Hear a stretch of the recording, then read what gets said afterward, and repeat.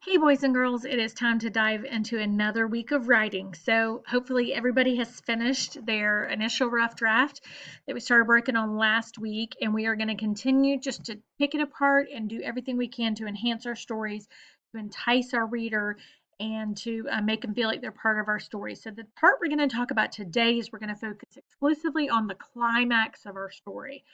We're going to talk about how we need to take that climax and things we can do to really enhance it to make it come alive. And one of those things that you need to do as a writer is you need to take the climax of your story and you need to tell it in slow motion. That doesn't mean slow motion like it's boring. For those of you that have ridden on a roller coaster, think of this. You know, when you're tick, tick, tick, tick, ticking up to the top of the roller coaster, and then you get to that climax of the roller coaster, and then you just kind of hang there, right? And there's all this anticipation, right? So you're just hanging there. It's like it's in slow motion. You can hear things going on in the park below you. You can smell things. You're sweating. Your veins, your blood is pulsing, and your heart is pounding. All those things are happening at that moment in your story, and that's what we're going to do with our stories today. We want to slow down the story and give all those sensory details. So it says the reader needs to know everything about the climax of your story, the inside and the outside. The outside tells us what happened, but the inside of your story tells us how you feel. Okay, it gives specific details. The climax should be told in slow motion as if time has stopped. Give your reader a clean, clear picture of that very moment in time. Got it? All right, so we're going to go back, and my climax of my story happens on slide 34. That might be different for you depending on your pacing of your story. Remembering we want to tell it in slow motion like it's a roller coaster. So we're going to add some more details in here, switch up some of our adjective and verbiage. So suddenly thousands of yellow jackets. Well, let's make that a little bit more interesting. Furious yellow jackets. Um, poured out, and maybe instead of poured, because pour could be gentle, like you pour water out of a pitcher. I'm going to say that they spewed out of the top of Elizabeth's collar and began to fly about. Then I was engulfed in a sea of yellow jackets, right?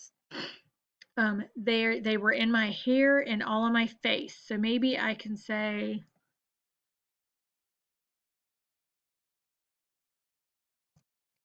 I could feel their tiny legs and wings. My computer's going slowly here today. Thrashing about, tangled in my hair. I used to have hair all the way down to my waist. Crazy, right? I did.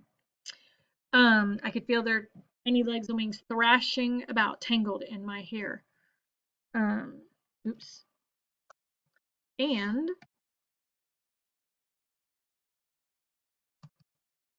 crawling on. This is where you got to go back and reread it some, right? And crawling on my face.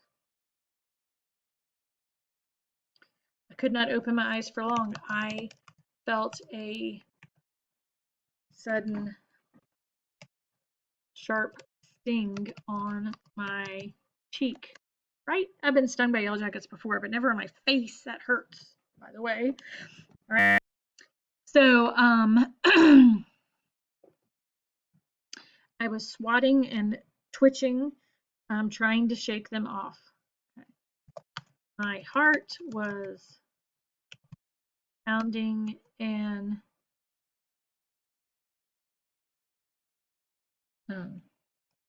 as I panicked, oops,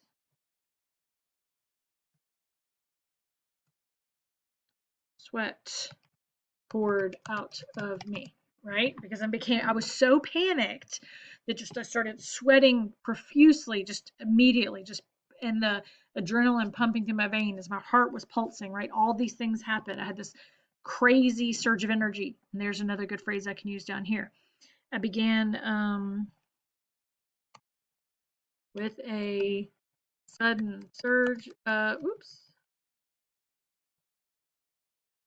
of energy, comma, I, because this is a prepositional phrase at the beginning, and when we have a prepositional phrase at the beginning of the sentence, we put a comma after it. With a sudden surge of energy, comma, I began to run up the hill to Elizabeth's house as fast as my short little legs would carry me. I had to get help. All right. Also, we want to talk about what's going on the outside and what's going on the inside. So again, I'm trying to like switch back and forth with this, making sure that I'm covering what's going on around me and then what's going on, what I'm feeling on the inside. While Robin and I were both screaming, the noise coming from Elizabeth was different. It was terror. Robin and I were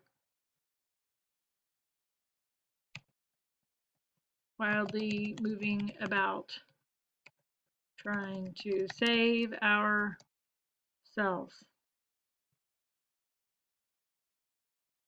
While Elizabeth was frozen.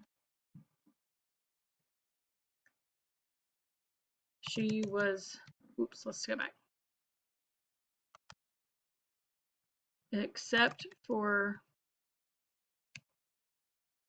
twitching about and screaming, she was not moving. Right? And that was when we knew, we had a problem.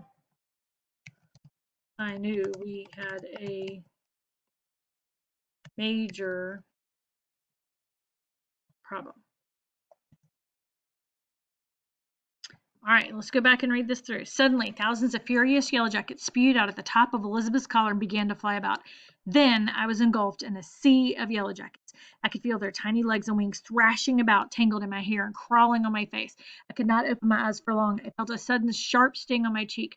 I was swatting and twitching about, trying to shake them off. My heart was pounding as I panicked and sweat poured out of me.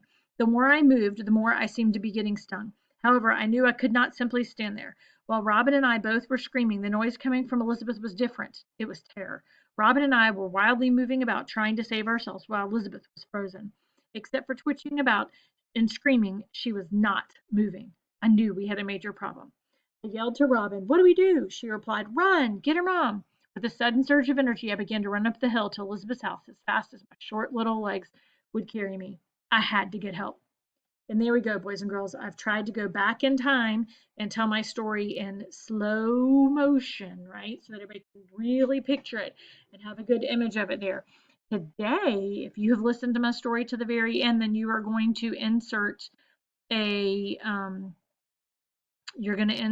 picture of a roller coaster, because we're talking about the moment at the peak of the roller coaster where it feels like time is in slow motion. Boys and girls, few mistakes that I'm still seeing every single day. If you're talking about yourself, I has to be capitalized. Has to. Okay? If you're talking about yourself and another person, you're not a narcissist. You're not a selfish person. Put yourself last. My dad, my mother, and I. Right? Sarah, Scooby, Wilma, Betty, Fred, and me. Okay? Put yourself last. Those are two big things. After a period, you need a comma. Okay? After a period, not a comma, good gravy. After a period, you need a space, boys and girls. After a period, you have to have a space before you go into your next sentence. Okay? And your comma needs to be attached to the word before.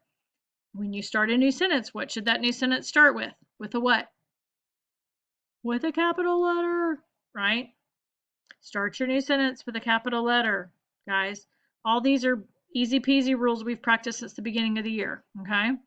So make sure you're doing those things. Otherwise, you're going to have a lot more work, and that's going to be a lot harder for you.